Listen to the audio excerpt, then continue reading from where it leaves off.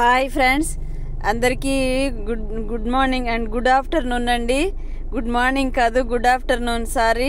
అలాగే అందరూ భోంచేశారండి. నేనైతే ఇప్పుడు హాస్పిటల్లో ఉన్నానండి, చెన్నై హాస్పిటల్లో, ఎగ్మూర్లో మెర్క్యూరీ హాస్పిటల్. నేను న్యూరాలజిస్ట్ అండి, దీపక్ అర్జున్ దాస్ అండి డాక్టర్ పేరు. అక్కడికి వచ్చాను.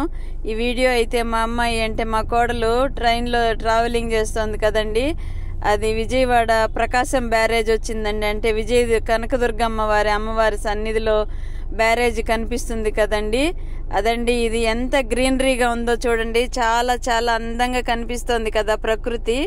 వర్షాలు పడి బాగా కొత్త చిగురులు వచ్చేసి ఎంత అందంగా ఉందో చూడండి. కళ్ళు చూస్తుంటే చల్లగా అనిపిస్తున్నాయి కదా. గ్రీనరీ ఎక్కడున్నా సరే మనం వదులుకోకూడదండి, ప్రత్యేకంగా దాని మీద బాగా కాన్సన్ట్రేషన్ చేయాలి. కళ్ళకు మంచిదండి చెప్తూ ఉంటారు కదా పెద్దవాళ్ళు కూడా. ఇంటి ముందు ఇంటి పక్కన పచ్చని చెట్లు పెట్టుకోవాలి, ఆరోగ్యానికి మంచిది, ఆక్సిజన్ బాగా ఇస్తుంది అనేసి. కాబట్టి మొక్కలైతే మనం ప్రతి ఒక్కరము పెంచుకోవాల్సిందేనండి. నేనైతే చిన్ని గార్డెన్ పెట్టాను. బిల్డింగ్ కన్స్ట్రక్షన్ వల్ల కొన్ని పోయినాయి, కానీ కొన్ని అయితే ఇప్పుడు వర్షం పడి వర్షపు చినుకులకి చాలా బాగుందండి, చాలా అందంగా కనిపిస్తూ ఉంటుంది కదా గ్రీనరీ. ఇదైతే నేను చెన్నైకి వెళ్తున్నానండి. చెన్నైకి తెల్లవారితో 5:30కి అట్లా స్టార్ట్ అయ్యామండి రేణిగుంట నుంచి. వెళ్తుంటే క్లైమేట్ చూడండి ఎలా ఉందో, పచ్చని పైర్లు, అప్పుడప్పుడు తెల్లవారుతూ ఉన్నట్టు ఉదయం తెల్లవారుతూ ఉందండి. చాలా బాగుందండి నేచర్ అయితే. ఇలా చూస్తూ ఉంటే విలేజ్ల్లో ఉండే వాళ్ళు ఎంత ఆనందంగా ఉంటారో కదా, వాళ్ళకి ఎంతో ఆరోగ్యం కూడా అండి. మనలాగా అంటే మాలాగా మందులు తినేటటువంటి వారుగా ఉండుండరేమో, చాలా ఆరోగ్యంగా ఉండొచ్చు. పైర్లు చూడండి ఎలా ఉన్నాయో, పచ్చని పైర్లు. వీటి నుంచి వచ్చే గాలే సగం అనారోగ్యం దూరం చేస్తుందండి. చాలా అందంగా ఉందండి ప్రకృతి. నేను వీడియో తీసి మీకు కూడా నాలాగే మీరు కూడా అనుభూతి చేస్తారని వీడియో పెడుతున్నాను. నచ్చినట్లయితే ఒక subscribe, like and share please. ఎవరైనా సరే మన ఫ్యామిలీ ఫ్రెండ్స్ ఎవరైనా ఉంటే కూడా తప్పకుండా చూస్తారని ఆశిస్తున్నానండి. అయితే నేను ఈవినింగ్ 5 to 6 లైవ్ చేస్తున్నాను కదా, మన ఫ్యామిలీ ఫ్రెండ్స్ అందరికీ కూడా తెలుసు. ఇదిగోండి ఎదురుగా హిల్స్ అండి, పుత్తూరు దగ్గరండి. ఈ రూట్ అంతా కూడా అంటే చెన్నైకి వెళ్లే దారిలో పుత్తూరు వస్తుంది. అంటే దూరంగా ఉండే వాళ్ళకి ఐడియా ఉండకపోవచ్చు, దగ్గరగా ఈ ఏరియాకి దగ్గరగా ఉండే వాళ్ళకైతే అనుభవం అవుతుందండి. హిల్స్ పక్కన హిల్స్ కి ఎదురుగా రోడ్లు మలిచారండి. చాలా బాగుంటుందండి ప్రయాణం చేస్తుంటే. మనసు ఉండాలే గానీ మార్గం ఉండకపోదు అంటారు కదా, అలాగా ఇక్కడైతే టోల్ గేట్ వచ్చిందండి. దాని ఎదురుగా చూడండి ఎలా ఉందో ప్రకృతి. కొండంతా కూడా చెట్లు కప్పేసినట్టు, మొత్తం దుప్పటి కప్పినట్టు ఉంది కదండి. చెట్లు అన్నీ కూడా పచ్చగా ఉన్నాయండి.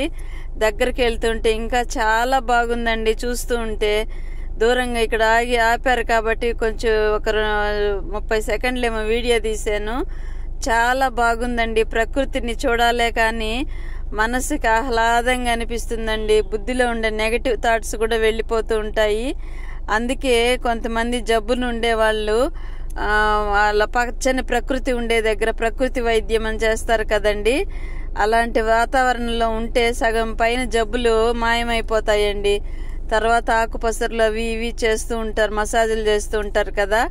ఆ గార్డెన్లో, ఆ పూల చెట్ల మధ్యలో, మహావృక్షాల మధ్యలో ప్రకృతి వైద్యశాల కట్టి చేస్తుంటారు కదా. మన మంత్రి సత్యనారాయణ గారు కూడా అలాంటి వైద్యమే కదండి ఇస్తూ ఉంటారు. ఫుడ్ మీద కాన్సన్ట్రేషన్ పెట్టిస్తారు, ప్లస్ అనేక రకాల యోగాసనాలు. అక్కడికి వెళ్తే చాలా బాగుంటుందని చెప్తూ ఉంటారండి. మాకు మెడిటేషన్ క్లాస్లో వస్తుంటారు అక్కడ ఫ్రెండ్స్, అంటే తోటి విద్యార్థులు చాలా బాగా చెప్తారండి. అక్కడ ఆశ్రమం గురించి విజయవాడ దగ్గర ఉందంట కదా ఆశ్రమం. మీకు ఎవరికైనా తెలిస్తే నాకు కామెంట్ పెట్టండి, మాకు తెలుసమ్మా ఇది అడ్రస్ అని. నాకు కూడా ఒకసారి వెళ్ళి రావాలనిపిస్తూ ఉంటుందండి. చూడండి కొండల మధ్యలో దారండి ఇది, ఇటు అటు కొండలు మధ్యలో దారండి. ఎంత బాగుందో చూడండి చూస్తుంటే. మీకేమనిపిస్తోంది? బాగా అనిపిస్తోందండి మీకు? నచ్చినట్లయితే ఒక లైక్ అండ్ షేర్ ప్లీజ్. ప్రతి ఒక్కరూ కూడా ఈ ప్రకృతిని చూసి ఆనందించే వాళ్ళందరూ, ఎవరైనా సరే ప్రకృతిని చూసి ఆనందపడే వాళ్ళు అందరూ ఉంటారండి. ఎవరు ప్రకృతిని నచ్చని వాళ్ళు ఎవరు ఉండరు కదా. దాన్ని చూస్తూనే ఎలాంటి వాళ్ళకైనా మనసు ఆహ్లాదంగా మారిపోతుంది. మంచి మంచి ఆలోచనలు కూడా వస్తుంటాయి కదండి.